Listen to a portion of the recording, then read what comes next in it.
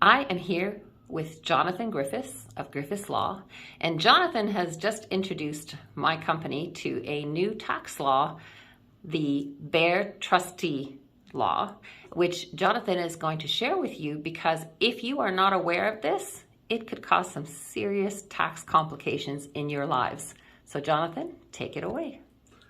So, Susanna, this is a new regulation from the government, essentially saying that if you are entitled to a property and you really are not a beneficial owner of the property, so the easiest example is you've got a 95-year-old mother and you're afraid that she may pass away.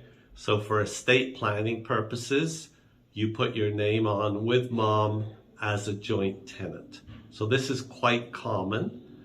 So now what the government is saying is, okay, if you are not really the owner of this property, it's really mom's property and you're holding it in trust for mom, you're going to have to file every year.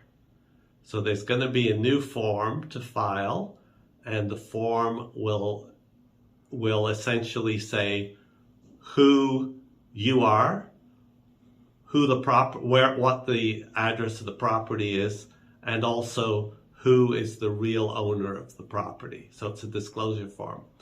If you don't do that by the time date, which we think is going to be the end of December, though it hasn't been, as far as I know, it hasn't been clarified yet. So of 2023, this 2023. So this is a new one. So 2023, it's $25 a day for being late to a maximum of $2,500.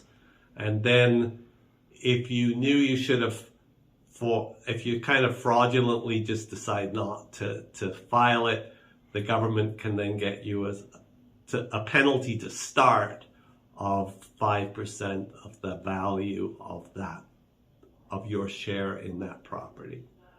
So this is a new one. People are on title maybe to help their kids get a mortgage. There's no exemption at this stage, so even if you're on for 1%, technically you're supposed to file. So hopefully CRA is nice to people on this, but essentially it's to stop somebody coming along and saying, no, that really wasn't my property. I don't want to pay capital gains tax. It's mom's house. She lived there. So there's a principal residence exemption. So in other words, people need to talk to their accountant and hopefully they're aware of what's happening, or get in touch with the government and find out what they need to do to protect themselves. Right. And it may be that the government probably will produce forms that you can file online, most likely.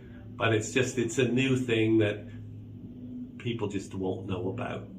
Thank you for your time, Jonathan. Anytime. Really appreciate it. Thanks.